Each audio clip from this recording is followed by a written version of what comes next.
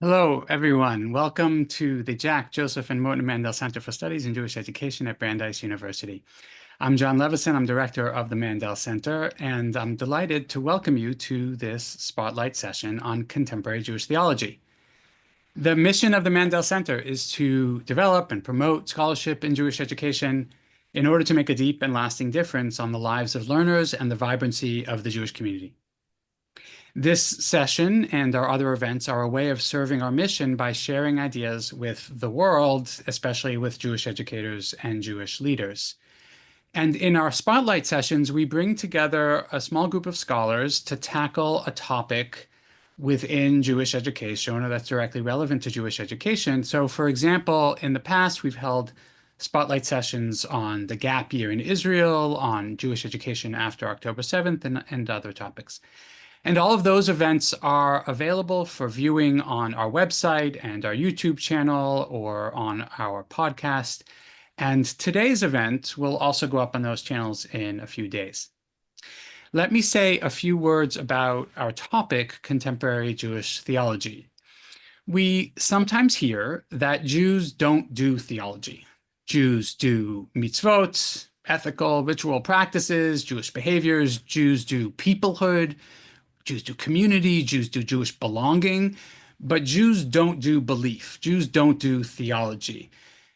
And I think that's actually wrong. I think it's not true. In fact, Jews do theology. The theological work that Jews do might not look exactly like the theological work in Christianity or other religions, but Jews do theology in our own way. And the guests that we've invited to the spotlight session today are excellent examples of this. Now, on the other hand, I also think that Jewish theology does not get as much attention in Jewish educational spaces as it should. And that's why we created the Spotlight session, in order to begin to think with four outstanding scholars about the implications of Jewish theology for Jewish education. I'm going to say just a word about each of our guests because more information is available just a click away, and then we'll dive into the conversation. First, Mara Benjamin is a scholar of modern Jewish thought. She teaches at Mount Holyoke College here in Massachusetts. She published her latest book in 2018, and that was titled The Obligated Self, Maternal Subjectivity in Jewish Thought. Yoni Brafman is a philosopher of religion. He teaches at Tufts University, and last year, in 2024, he published Critique of Halakhic Reason, Divine Commandments, and Social Normativity. Shai Held is a theologian, scholar of Jewish thought. He teaches primarily at the Hadar Institute, and last year he published his latest book titled Judaism is About Love. And finally, Julia Watts-Belser is a scholar of Judaism in late antiquity. She also works in disability studies, environmental studies, and other areas. She teaches at Georgetown University, and in 2023, she published her latest book titled Loving Our Own Bones, Disability Wisdom, and the Spiritual Subversiveness of Knowing Ourselves Whole. Welcome, everyone. It's good to see you. And just before we begin, I should also mention that we are conducting the session in a webinar format. So we invite our audience to pose questions to the panel, and you can do that by clicking on the Q&A button at the bottom of your screen. So, friends, let me begin by asking each of you the following question. We invited you all because you're all prominent scholars, you're all theologians in one sense or another of that term, and also because you've recently published a significant work in contemporary Jewish theology, as I just mentioned. So to begin, I want to just take a couple of minutes to learn more about your books. I know there's other work that you've been doing, and later on, maybe we'll also hear about some of the subsequent projects. But to begin, I want to hear about the most recent book. So tell us what question your book is addressing, why that question feels important or urgent to you, and then a little bit about how you go about answering that question. So really, this is just a teaser. It's not a full book talk, not a full PowerPoint presentation, just a little bit of a teaser about the book. Mara, your book is the oldest of the four. It's already 6 years old. It's already in first grade, kindergarten. Tell us a little bit about that project. Sure. It's so lovely to be here. I just want to thank you for inviting me and for taking this opportunity to talk about Jewish theology. I'm really excited about our conversation. So the book, The Obligated Self, is really concerned with something that has shaped the lives of a lot of human beings on the planet throughout time, and especially women historically, but now lots of people, in addition to women. And that is caring for and being responsible for an infant or young child. Um, in particular, by doing the really innumerable daily tasks it takes to keep someone alive. It's something that human life depends on. It's totally ubiquitous, and it's also totally overlooked as a site that shapes people, as a site for meaning, for ethics, and for theology. So the book really is about sort of what happens if we consider the daily work of caregiving as a source for philosophy and theology. What are the intellectual traditions that help us make sense of it? And in what ways might looking at this activity um, lead us to challenge those traditions, which generally, and here I'm thinking of rabbinic thought and tradition, as well as um, sort of Western secular thought and tradition, generally have dismissed the interest value of quotidian tasks and caregiving in particular for thought. And finally, I would say it's considering how might looking at caregiving challenge the ways we understand Jewish tradition in a fruitful way, and also our societal norms around what it means to be a human self. And can I push you a little bit on why does this feel urgent? It feels urgent because I think that this is part of everyone's lives, whether they've been recipients of this care or have also offered this care, whether it's to infants or other people.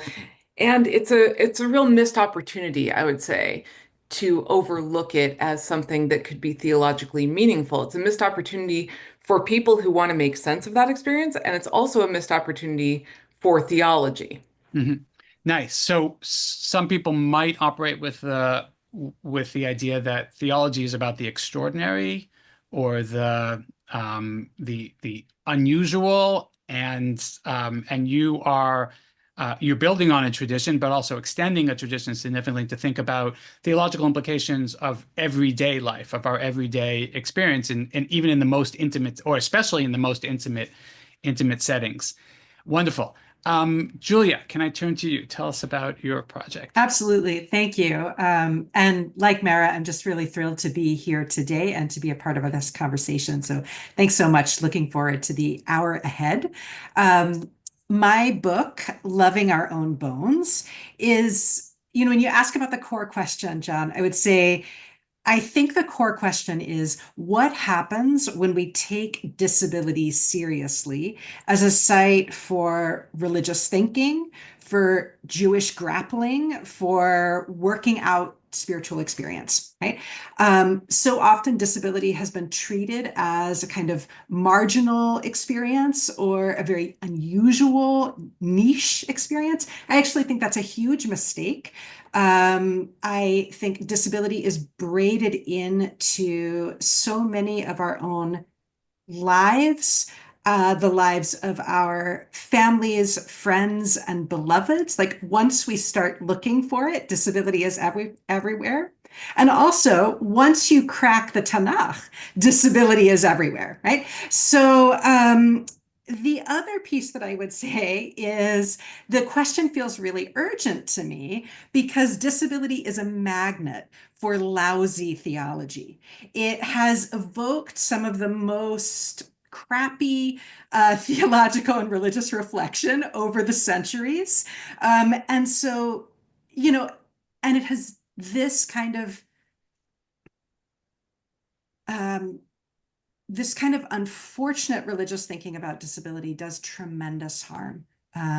There, as a rabbi who works with a lot of disabled folks, I experience so many times how often people have been wounded and harmed by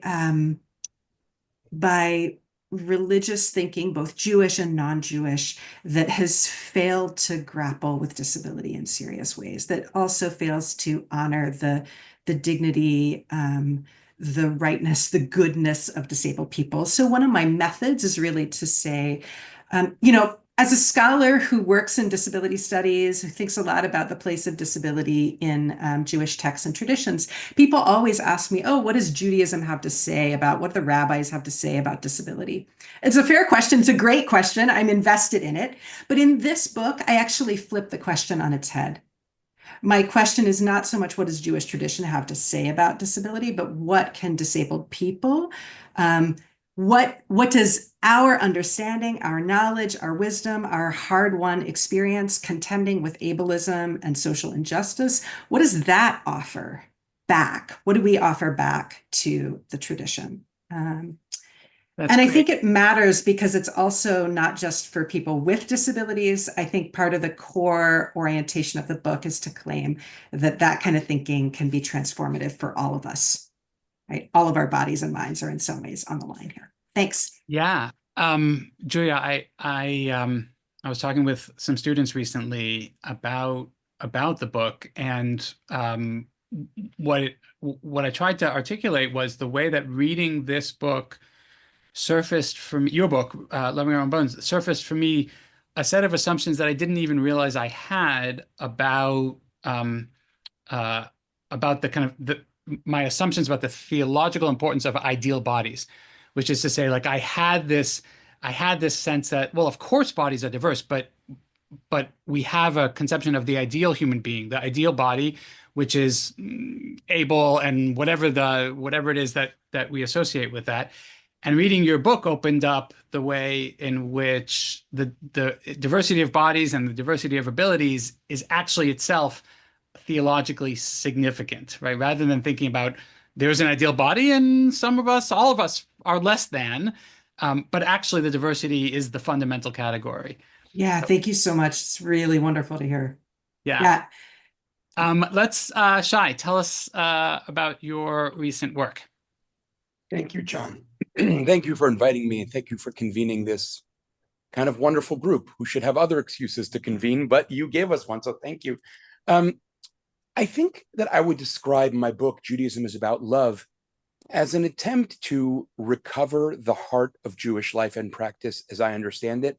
And I mean heart in both senses of that word, heart as in the core, and heart as in the centrality of the heart, of the emotions, of caring. Excuse me. And the question I'm really asking is how Jews can recover that which I argue lies at the core of Jewish theology, spirituality, and ethics, which is love. And I'll say off the bat, one of the reasons this feels so urgent to me is that I have spent decades now traveling and teaching, in synagogues and communities of every denomination and of none. And the depth of the internalization of a traditional anti-Jewish Christian trope, that is, that Christianity is about love, whereas Judaism is about something else. And you can fill in various blanks there that we've all heard. It is so startlingly pervasive.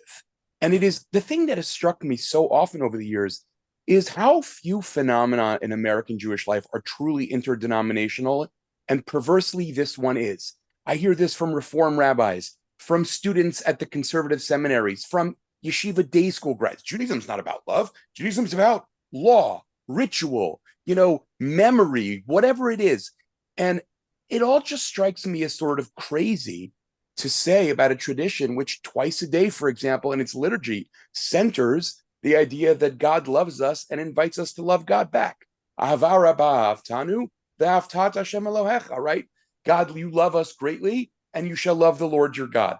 So I feel like I'm trying in some small way to respond to what seems to me to be a spiritually crippling phenomenon. It's a very strong way to say it, but I really do see it and experience it that way and hear about it that way from others.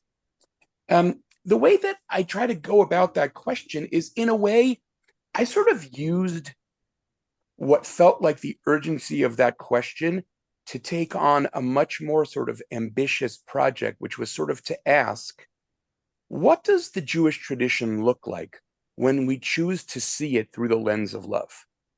Right? So that means opening up questions of theology, like who is the God of Tanakh? What does the idea of chosenness mean? What does it imply about God's love for us and God's love for others? Questions of spirituality. How do I love God? How would my life change if I really believed that God loved me? Right? All kinds of questions like that. And of course, questions of ethics. What does loving our neighbor mean? Because one of the things I found so almost like delicious about researching this book is that there is something so wonderfully and quintessentially Jewish about the fact that everyone agrees that ve'ahavta l'reacha kamocha, love your neighbor, is at the very essence of the Torah. And no one can agree about what it actually means, right? It's just so wonderful. And so to sort of build out that conversation, what does it mean to love the stranger? Who is that?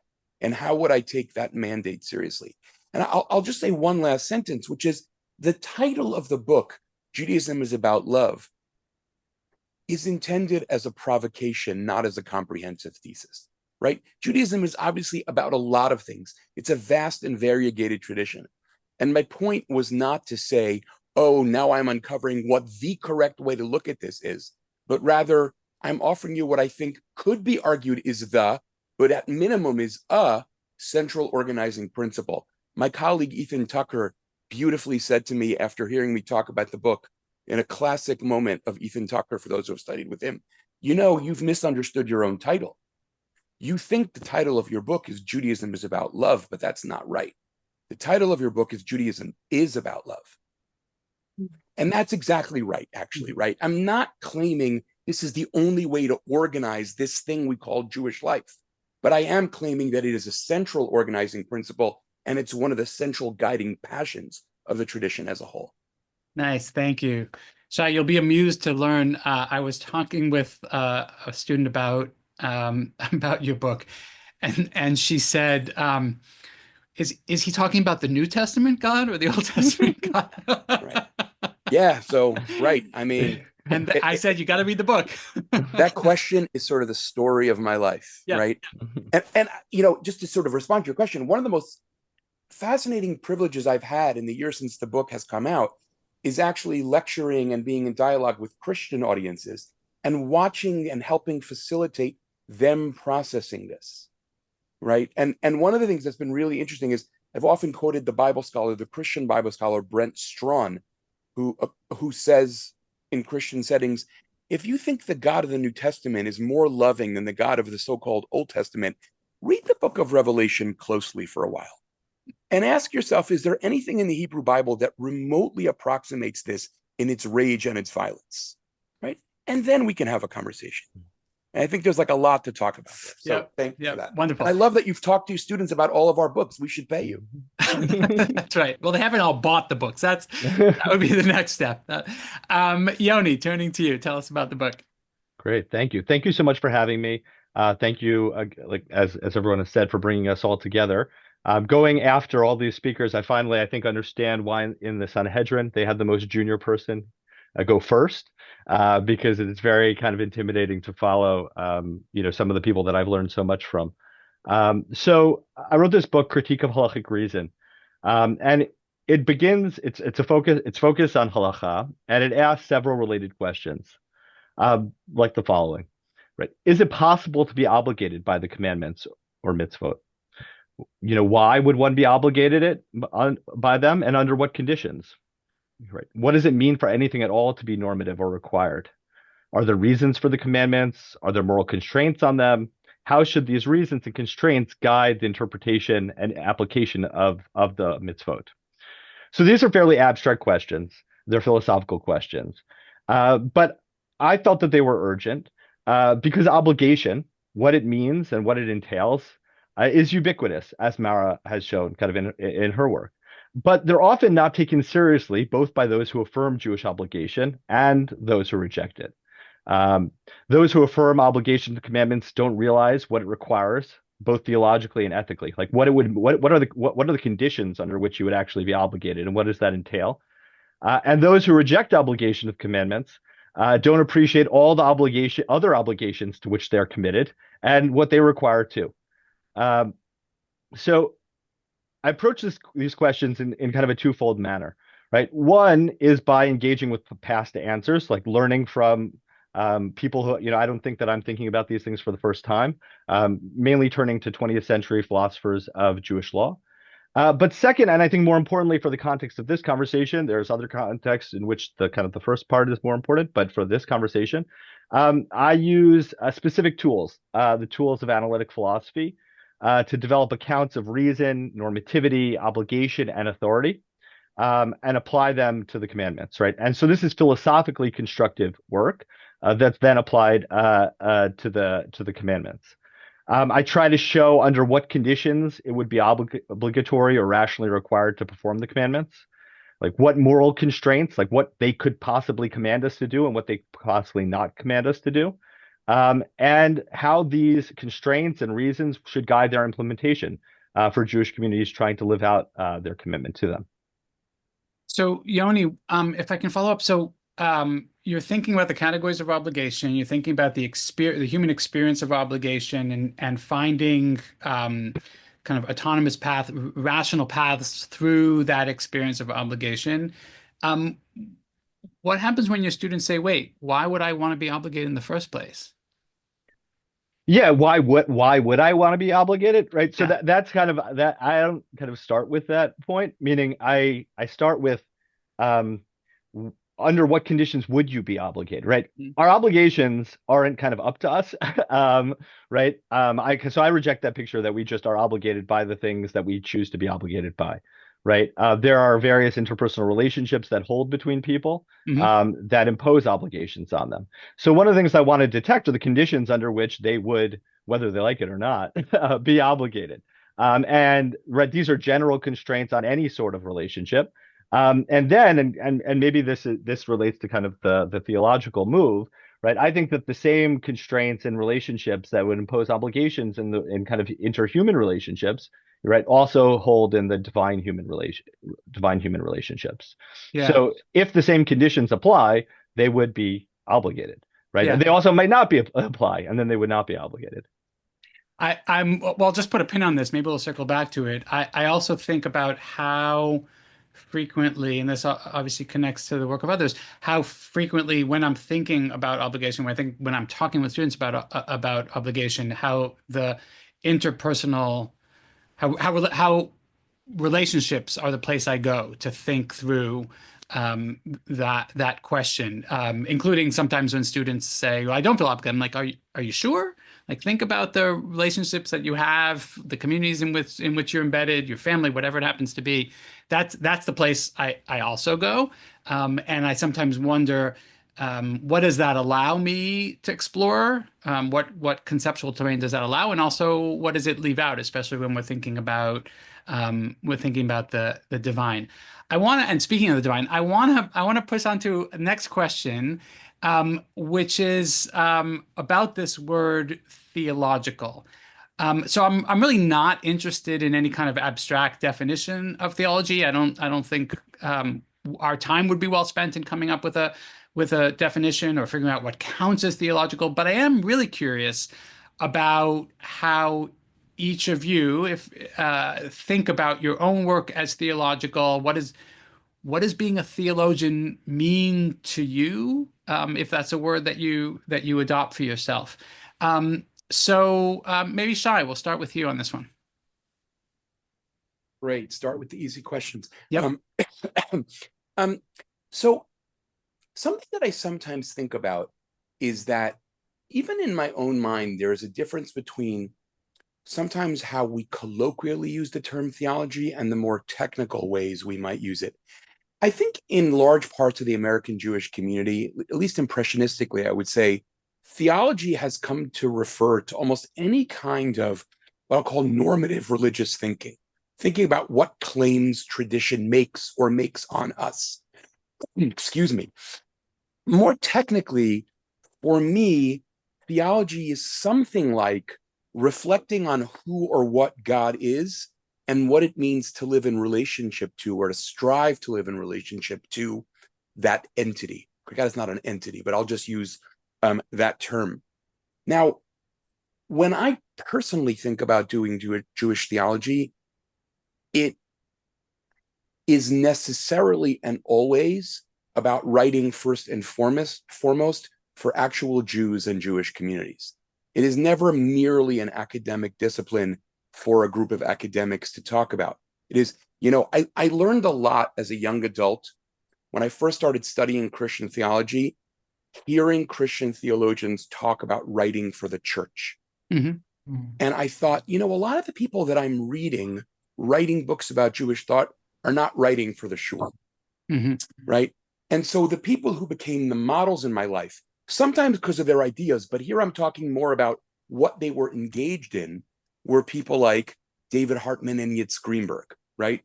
People like Judith Plaskow and Rachel Adler, who I think were they might have also been writing, books that were published by academic presses in some cases, but they were writing, I think, to shape Jewish life and to contribute to a Jewish conversation. That's really fundamental to me, to what I'm doing. To make up a term that's probably not helpful, like sometimes I think of what I do as community theology, which I simply just mean I feel accountable to the Jews, Mhm. right? Much more than I feel accountable to, a professor of Jewish thought somewhere, who are mostly all my friends and people I'm happy to talk to. But that's not the people I feel. I'm not writing for them really, and I'm certainly don't feel like they're my community of primary accountability. I guess I would just add one sentence about what I think it means to be a Jewish theologian today, which is, I think, part of the responsibility of theology, or certainly what I'm calling community theology, is to help Jews explore questions that, for reasons we could have a separate webinar about, questions about which Jews have become reticent or even tongue-tied, right? You invoked in your introduction, John, the idea that Jews don't do theology. I would even say, in a more pedestrian way, Jews don't know how to talk about God and are often very timid. And I hear Jews tell me how timid they find their rabbis very often about talking directly about God. So I feel like one of the jobs, or maybe I would say two of the jobs that are intertwined, is to actually do Jewish theology, but to also create spaces and environments where Jewish theology is a set of safe questions to ask and pursue. Welcome questions, blessed questions, questions that you really want to have on the table. I'd love to Wonderful. pick up on that if it's possible. Because Shai was also really taken by Jon's that statement that I have also heard, Jews don't do theology.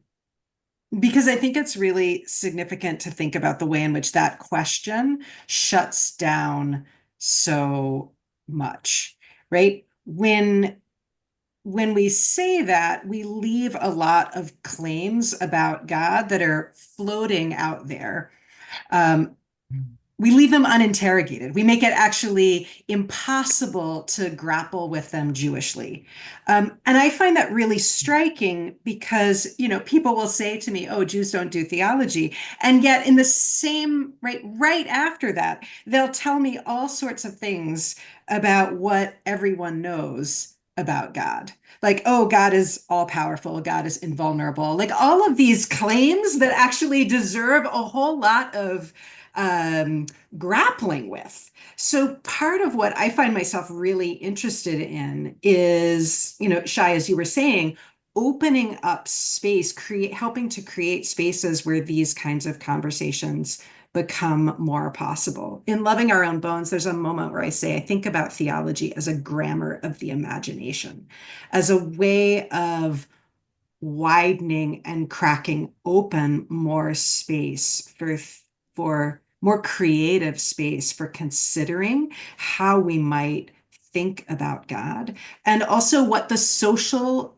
implications of those ideas might be. Because I think for me, one of the places that I really also come to land is interrogating the implications of our theological claims, and not just, right, just asking, what does this kind of theological thinking do in the world? What does it do for us interpersonally? What does it offer? That really matters. And I think that for me is part of the reason why I would say it's worth it for Jews communally, collectively, to be part of a, be involved, be invested in a conversation about how do we what are some different ways? I'm actually very opposed to sort of singular claims about godness. I'm a proliferator of answers rather than a resolver of them. But I think it really matters to do that work. So, John, if I could just say, since Julia picked up on my comment just for one sentence, which is, it feels to me, Julia, works the other way, which is, when you rule questions of theology out, you end up with almost comically flat readings of the Jewish canon. How do you read the Bible and Midrash and say Jews don't do theology? What you're saying is Jews don't do systematics the way Christians do. Okay, so say that, right? But to say they don't do theology, I mean, what is the book of Deuteronomy if it's not a book of theology, man? The claim is almost bananas to me, right? And it's just, it impoverishes our ability to read our own sources. So it impoverishes our theology, but it also, I think, works back the other way. I'm sorry, Mara. No. This is amazing. I love what both of you have just said. I'm curious to hear how you respond to this, because I would say I think of theology as kind of like when I get to play in the playground of the biggest questions you can ask, and to do so explicitly. Like, what are those core non-negotiable elements of the world? What it means to be alive, what it means to be human, all of that stuff. And, I think we're probably all in agreement that there are sort of common notions of what theology is. It's systematic, it's Christian, it's, all of that stuff. And so therefore they think we don't do it, or it's not relevant, or whatever. I have been, I guess, imagining, and I'm curious to hear what you think about this, as theology is something that we inevitably do, all of us, all people, as far as we can find them, right? So theology as this very broad thing about how we put together or construct the world and what matters in it, right? How we recognize beings in the world. And on that level, I would say it's kind of turning around what secular, let's say, anthropology or whatever has kind of always presumed as an orthodoxy, often without seeing it, which is that we're going to just expel questions of the real from what we can talk about, right? We're gonna just bracket that. We kind of know that all of that like unseen being stuff, that's like not real. So we can talk about what people think are the beings that matter in the world, for instance, and how they make claims on us and so on and so forth. But that's always like, what do they think? Not about what is the world. But we're always constructing the world, right? So I'm curious to think about whether it flies for you to say theology is that way of constructing the world in which God or the gods or whatever divinity has not been expelled a priori, right? Like, let's just kind of start with that and say, well, okay, then where does this God or these gods or these kind of instances of divinity, whatever that means, where do they press themselves in upon us, right? That how does that fly for you? Or So Mara, I hear you talking about I hear you talking about sort of fundamental metaphysical commitments that we wouldn't necessarily have articulated, or we don't necessarily articulate. And I'm also linking it back to something that Shai said about the aspiration to shape Jewish communities and Jewish commitments. So this is not merely intellectual work. This is work that has a projected audience. All of your work has lots of footnotes. It's all perfectly good academic work. It's all very, very respectable. And I don't think I'm going out on a limb when I say that you all aspire to actually shape communities and shape commitments. Yoni, did you want to chime in? Yeah. I mean, there's about a few threads that I could pick up. I mean, I guess the place just to start is that I kind of accidentally ended up doing theology. I didn't plan on doing theology. In fact, my professional location, both in the Department of Religion and in Judaic Studies, kind of militates against it. But the questions, the moral, metaethical, and legal questions that I was asking about the mitzvot kind of had, kind of necessarily entailed theological consequences, right? So just to get back to something you said before, right? In my account of obligation, right, you can only be obligated to a person. Now we have to think about what a person is, right? It's not necessarily like a flesh and bones, thing like we all are projected through screens in this case. But right, it's someone that makes demands and is responsive to the demands of others. So if that's our conception, right, of obligation and person, then we've got to affirm the personhood of God, the personality of God, right? And I think, I mean, and this is just getting back to a few things that were mentioned right here is, so I actually don't reject, I don't want to give Christian theology systematicity. I think that we should be systematic. I just think that we can think systematically about more things than we often think that we can. Meaning there's often this like, okay, so now you affirm that God's a person, so now it's all about emotion and reason is out the window. But the truth is that when we affirm the personality of human persons, we actually are attributing intentionality, reasoning to them, and so on and so forth, right? So there is sometimes this move that it's like, okay, either we're going to do this systematic reason thing, right? Or we're going to look at the Hebrew Bible and we're going to look at rabbinic literature and see like, oh, God is a person. So now rational or systematic philosophy is kind of out the window. And I think that's wrong, right? I think that like we can reason systematically about more than we think we can. That's really helpful. Particularly, I'm thinking particularly about in this case. Well, I guess all three of the others of the other books in this case, which all emphasize the importance of right, how we think about the human being and human beings with whom we are in relationship, and what the implications. I want to. Can I ask Go ahead. Yoni a question? Would that be okay? Sure, go ahead. So I sort of want to clarify something that I said and then ask you to reflect on it for a second, which is I don't mean to claim and don't think that systematics is inherently un-Jewish. What I think is un-Jewish is the insistence that that's the only mode of doing theology, since that's not the mode that our canonical sources tended to do theology in, right? It took the medievals, I think, and their reading of the canon to introduce a kind of systematic theology, which I think is potentially really important. I just find it kind of weirdly a kind of surrender to a certain kind of hegemonic Christian thinking, if you will, that says, well, if I can't recognize a book that begins with thesis 1A about creation, followed by 1A, chupchik, then that's not theology. That's what I find just a very bizarre claim. I think it is one of the modes, but not the only mode for sure. Does that make sense to you? Yeah, I mean, I'll just, I mean, I said we to other questions that were going to come later, but like, I don't see my job as adjudicating what is Jewish and what is Jewish or what is Christian or what is authentic, right? I mean, part of that is like what is authentically Jewish and what is authentically Christian. Right. There are certain ethical, theological, intellectual, broadly speaking, problems that I'm trying to work out, right? That occur to me in terms of my Jewish life and my Jewish community, and I just want to use whatever tools I think are most useful for answering those questions. Right. So I mean, so that's where I'm coming from, not kind of adjudicating what mode of theology is Jewish and which one is not. Great.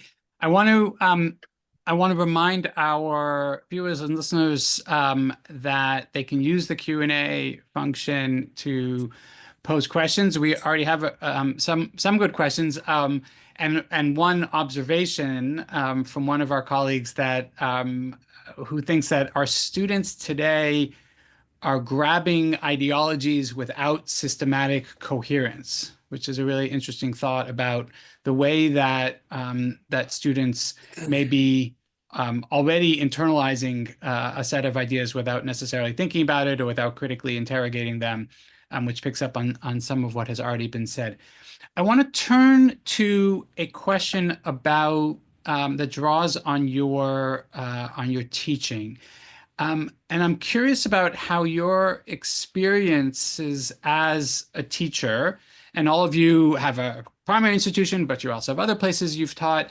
How has your experience as a teacher shaped your theological writing or vice versa? And I'm curious whether you might even have a moment when a classroom experience really reshaped or challenged your thinking about theology. Julia, can we turn to you for this one? Yeah, sure. I'll be happy to speak to that. So before I speak to the classroom experience, let me just say a word briefly about when I think one of the things that one of the strands I'm really interested in exploring theologically in my work is a sense that is really asking the question, opening up the question, what if God knows disability from the inside? Right? And so often I think the assumption is that the kind of working assumption that I encounter is God is the antithesis of disability, right? All-powerful, invulnerable, not affected by the world in this way, right? Doesn't grapple with pain, doesn't grapple with loss, doesn't have anxiety, right? So all of these things. I worked from a very different starting point and pose this what if, right? What if God knows disability from the inside? One of the things that's been really and I should say, of course, this is not only my work. I mean, I'm here really thinking with a lot of feminist theological work that has been very interested in and invested in thinking about God in ways that open up this sense of contingency and vulnerability and less powerful stance, less invulnerable stance. When I teach this kind of work in the classroom, thinking particularly about a moment where recently I was teaching Melissa Raphael's, a section of Melissa Raphael's really brilliant work on feminist theological engagement with the Holocaust. And she lays out a really extraordinary vision of a divine presence that is, right, found in the acts of care that Jews and others did for each other, even when care was not particularly transformative of any material circumstances, to offer a hand on somebody's shoulder when, it does nothing, and it in some ways does everything. I'll just put my cards on the table and say I find that incredibly moving, and it's something that has deeply shaped my own thinking about God. And many of my students are also really moved by it because many of them grapple with questions about theodicy. How do we understand a God who lets terrible things happen in the world? Right? This is a huge question that so many of them come in with, and as we talked about it, though, there was a moment where one of my students said, what good is a God who can't get you out of trouble, right? What good is a God who can't get down there and save you? Right? It was an extraordinary moment because it named something that I think a lot of people were thinking about, but also for at a rare moment where I responded by saying, of course, I so resonate with the desire for that kind of fix. But it doesn't land with my experience of the world. And I asked my students, I wonder if it lands with yours. And what unfolded was an incredible conversation where many of my students shared the ways in which they felt let down by theologies that had only led them to imagine a kind of highly interventionist God. If God is there, God is always about to leap in and rescue the innocent from trouble, which means if you experience trouble, then like either God was off the clock or you were not innocent, right? That feels like really devastating theology. Several of my students talked about the way, right, from an experience of being survivors of harm, how wretched, right, it feels to feel like, right, that to be in that place. And so I think there's something that for me was a reminder both of the stakes of this work, but also why I think it can really just matter so deeply to help people open up the palette of possibilities with which we might work when we're thinking about these kind of big questions where we have so much at stake. Yeah, that's really beautiful, Julia. And I'm just thinking about how, I mean, that moving story, it really helps to surface the assumption that that health is a natural condition, that God restores health, restores us to health, as opposed, which leaves suffering as unnatural, and leaves the human experience of suffering as somehow something to be fixed or something unnatural, which seems very, very relevant for anybody who has chronic disease or thinking about disability, or just the human experience of like, yeah, actually, I don't experience my life as momentary departures from like everything is 100%. Yeah.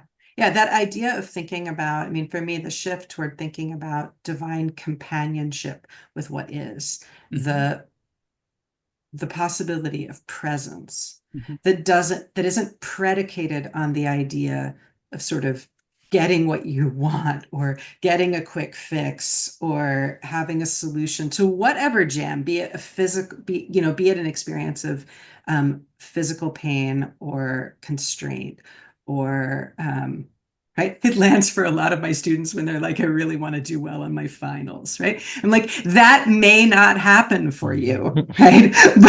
But your relationship with God might actually not be predicated on whether you end the semester with all A's, right? I mean, thinking about surfacing a different set of possibilities for what it might feel like to, have a sense that right, God is with you in trouble.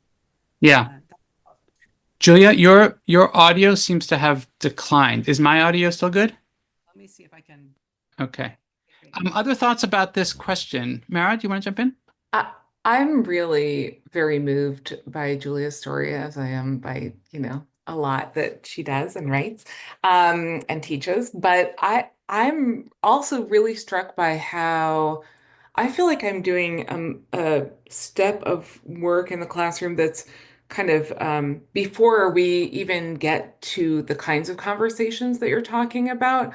I've only run it once so far, but I'm going to teach again this coming fall, with God's help, a class called OMG. And I was shocked, like the first time I taught this class by how many students wanted to have a class about God. And we're so curious, like, what on earth could you possibly do in an academic class about God? God is, Sunday school, or God is, whatever it is. And, I obviously teach at a school where people are coming from lots of different traditions and no traditions and different circumstances. And so there was this curiosity, like, what are those other people who talk about God talking about, right?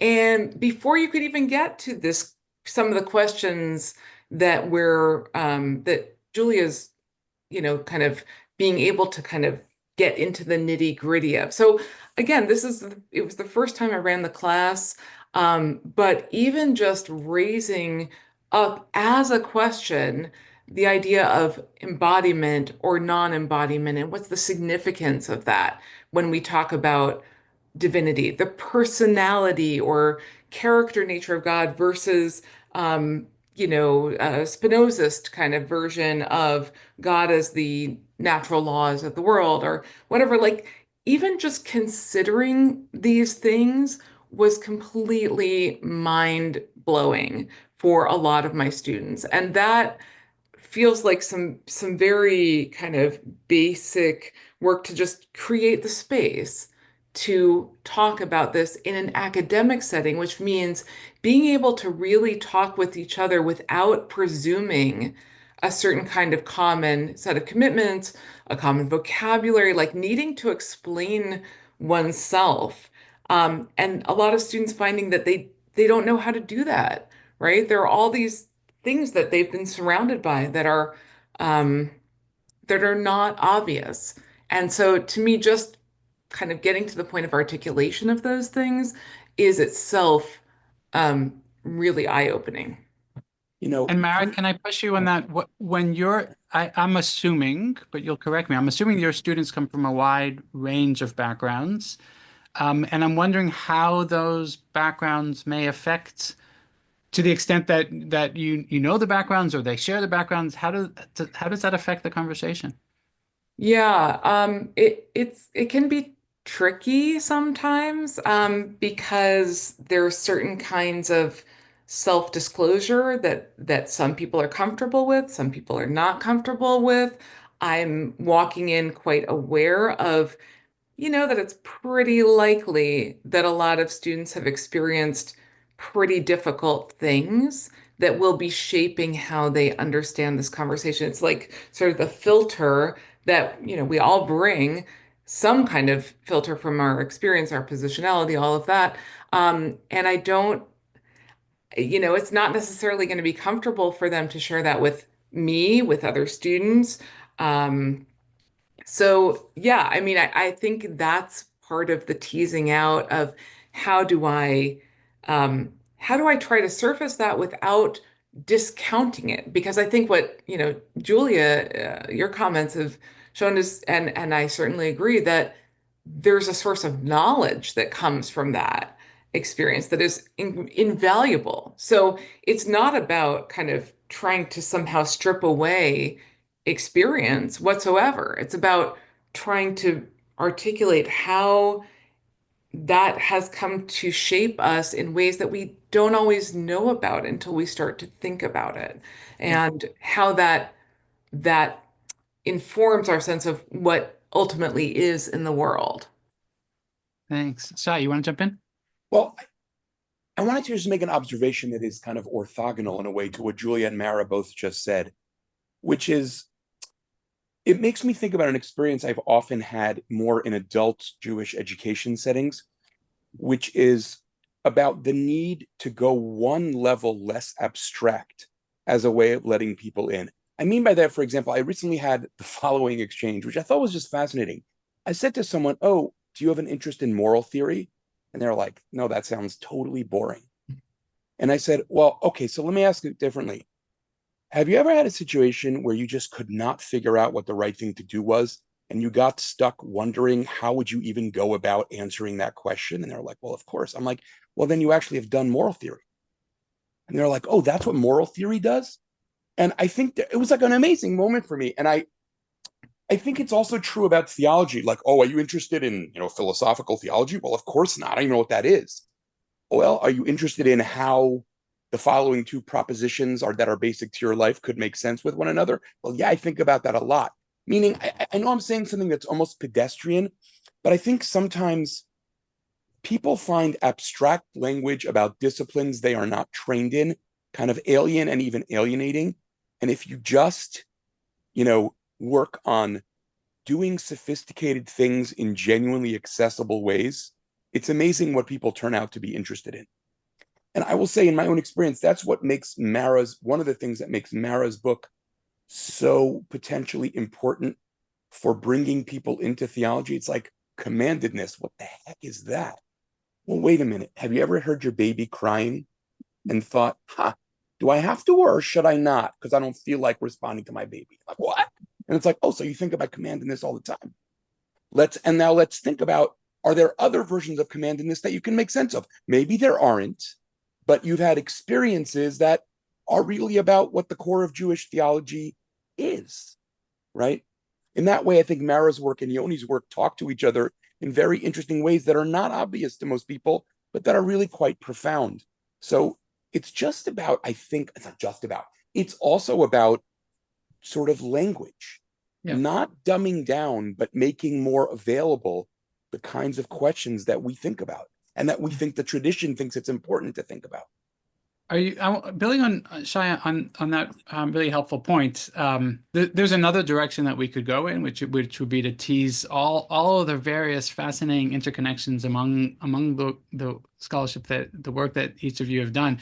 But I want to go in a different direction. I'm thinking more about making ideas accessible. And I'm curious, others, what your experience has been. What have you found? What's your kind of go-to when you want to make complicated ideas accessible in a university classroom, in an adult education setting? Other thoughts?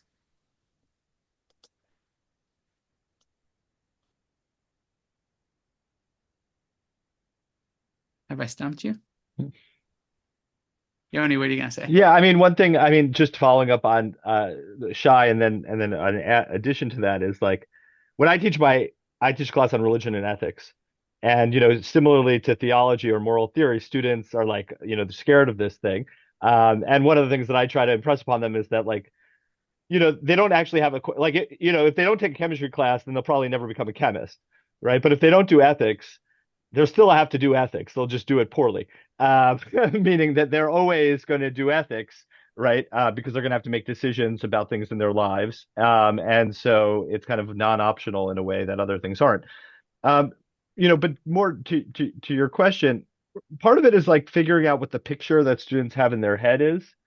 One of the things I can't think of one very poignant moment, in teaching, but there's something that I was constantly coming back to with students, and then I kind of came up with a phrase that died, meaning because it was a picture. I realized they had a picture. Their picture was that Judaism was a thing. That there was this thing called Judaism, and that they came to a class, whether it was at the Jewish Theological Seminary or at Tufts, right? And what I was going to do was to convey to them this thing called Judaism, right? And so they had a bunch of questions. Does Judaism believe in the afterlife? Does Judaism believe, right? And that, if they had the right answer, it meant that this thing was authentically conveyed to them. And then realizing, that this was the picture that they had in their head, and this was the picture that I was striving against, right? To make them realize is that Judaism is not a thing, right? That it's kind of never, right? To assume that it was a thing, right, is that it's finished. And then I asked them, like, when was it finished? Like, when was authentic Judaism, right? Was it the Talmud? Was it Maimonides? Was it the Kabbalah, right? And get them to realize that, it's not finished, right? And this relates to this larger question about theology or kind of normative Jewish thought in general, right? But because if it's not finished, if it's not a thing, then we're constantly called to the task of reinterpreting it and evaluating it. And this requires kind of theological reasoning and moral judgment. We can't just say like, oh, in Judaism, God is this because it says in this text that, right? we have to like actually engage with these things since there's so many kind of different images on offer. Some of them make more sense than others. Some of them are more acceptable given our other collateral commitments, right? And what results from that, right? Who knows what's going to result from that? And so we're not giving them a thing, we're giving them tools and sharpening their abilities in order to kind of continue to construct it. Yeah. So it's not entirely surprising to me that they would approach your class like lots of other classes, thinking that there is a subject, it is contained within, the cardboard front and back of a textbook, and basically their job is to ingest the textbook in one way or another. I think a lot of our education kind of communicates that message about what education is. And so you are subverting that. You're trying to propose to them that you want them to think about Judaism not as a thing that they can ingest without any effect on their lives and their thinking and their commitments, but rather it is a tradition with which one engages that challenges in certain ways that you can challenge in other ways. So I'm going to call that a kind of growth trajectory, a learning trajectory that you imagine for your students, that you aspire for your students to develop. You want them, you have some experience, that they come in thinking about Judaism as a kind of a static thing, then maybe they can buy a version of Judaism and then put it on the shelf. Like that's a good place for their Judaism to live. It'll be on the shelf alongside some other books. But you want them to evolve a different way of thinking about, what Judaism is. It's not a thing. I'm curious whether others have a sense of the kind of growth that you aspire for your students to have, either, in a particular setting or in general. Thoughts about that? Julia, do you have a thought? Actually thinking about taking the accessibility question in a slightly different direction. So maybe I'll see if Mara or Shai has a question has a thought particularly on that. Sorry. Okay. I thought you went. Shai, where do you want your students to grow? I think I don't have anything profound to say here. I think I would say that I'm always hoping my students will grow along two axes. One is, given some of what we've already talked about and what I said in my sort of first comment about how reticent and tongue-tied so many Jews are and have even taught to be, I want my students to leave my classroom more confident about asking and seeking kind of theological questions, and more confident that there is a place for them and their questions about God in the Jewish tradition. And then, no less importantly, I want to sort of underscore this point, I want them to become more literate in some of the many ways the Jewish tradition has thought about God and the resources that are available for thinking. And I'll say that to me, it's funny, this is sort of related to a different angle we could have perhaps taken, which is, when I think about like, how do you help people develop their own theological reflections? I've met people who do that in a way that I understand, but I don't relate to personally at all, which is that they'll do things like ask people to pull out a piece of paper and say, okay, share with me some metaphors for God that you have in your own mind, right? I much prefer to say, okay, let's read this paragraph on the God of the Perplexed, and then let's respond to this text, both because that feels sort of more productive to me, but it also feels like it's welcoming them into how Judaism has always done theology, which is commentatively, right? Kind of reflecting on earlier writers and thinkers. I'm not disqualifying that other mode. I'm just sort of trying to explain why, to me, it's very important. Again, it's not just about introducing them and making them feel at home in the conversation. It's also about, giving them confidence and competence in thinking about some of the core voices that have already spoken before them. And I will say at Hadar, I am consistently struck and kind of really just emotionally moved by. It's not everyone, but how many people find it spiritually almost uplifting to know that, in 16th century Prague, rabbis were asking the same question they're asking now. Or the number of students who have said to me, Psalms of Lament, you mean that in the Bible, they're already complaining that the Bible doesn't work? That's amazing to me. Oh, that's a Jewish thing that I'm so angry about it? I mean, it's unbelievably empowering, but it also gives them content and substance. Thanks, Shai. It's really helpful. And I do think that there's I think pedagogically there's an interesting move that we can make of surfacing what the ideas, what people's ideas are that they bring in. And also what I hear you saying is something that all of you do in your work, which is to engage with the Jewish tradition in all of its complexity as a source to think with. We are heading towards the end of our time. This is really wonderful. We could go on for a very long time, but I want to say to my mind, we have been talking about Jewish education all along. This is even when we're talking about teaching ideas to diverse audiences or to audiences non-Jews, to my mind, we're still engaged in a conversation about Jewish theology and education. But I want to just end with a little bit more of an explicit question for each of you. And that is, what's one thing that you wish Jewish educators understood better about Jewish theology or about the role of theology in Jewish education? Or to put it in a little bit more of a flippant way, why should Jewish educators care? Why should Jewish educators care about Jewish theology? Shai, give us a thought about that. Okay, I think I have a couple of mini thoughts rather than one big thought. One is that I have taken to saying in a lot of communities that American Judaism feels to me sometimes like a book club that reads a big Russian novel and gets together every week to talk about it with only one condition. You really can't say anything about the main character. And I will tell you that the nervous laughter that story elicits is devastating to me. And what I want to sort of always want to say to educators is, it's not just that we don't help American Jews think and talk about God, it's that they feel it too. And in my experience as an educator since October 7th, that has been amped up more than ever before in my experience. People want to talk about what's ultimate, to kind of refer back to Mara's language, like what's real about the world, what's real about my life. So one is, I think we have to let them into that. I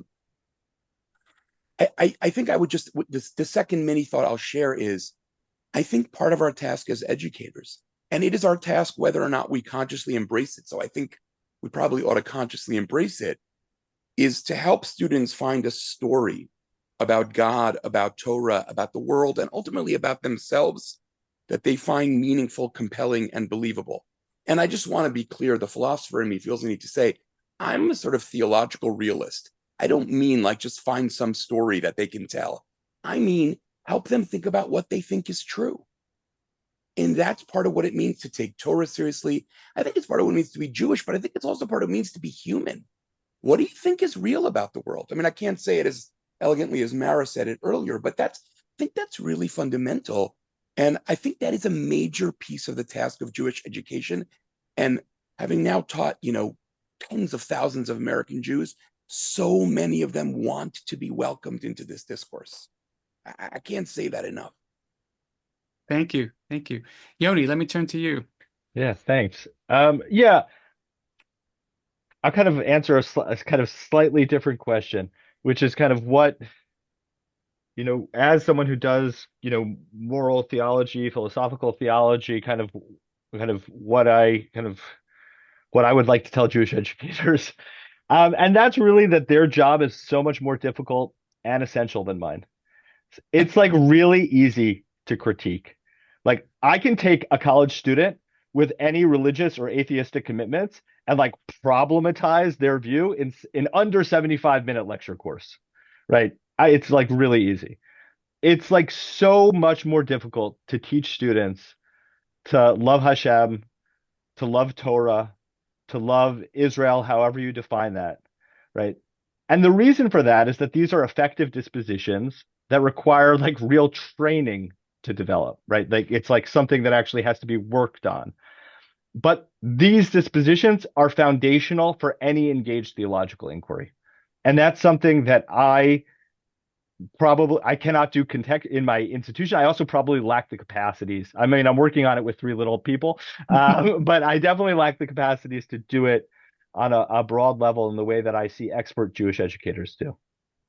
Thanks, Yoni. Julia. Yeah, I think what I would lift up here in this moment is the importance of bringing dissident voices into the conversation and making space for them, foregrounding them, giving them room on the source sheet. I increasingly feel like curating source sheets so that they're like I'm very committed to the idea of opening up what we think of as canon. I think that's actually a big part of what my book is aiming to do, to like widen that conversation and shift what we think of as sort of whose voice matters in this conversation.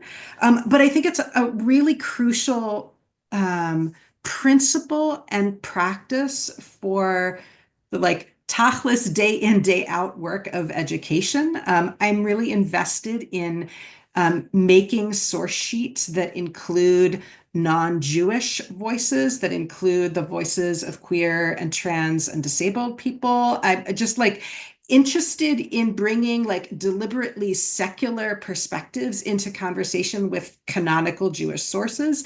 I think it's been my experience that makes something possible in discussion that wouldn't otherwise be possible, and it allows a lot more people in.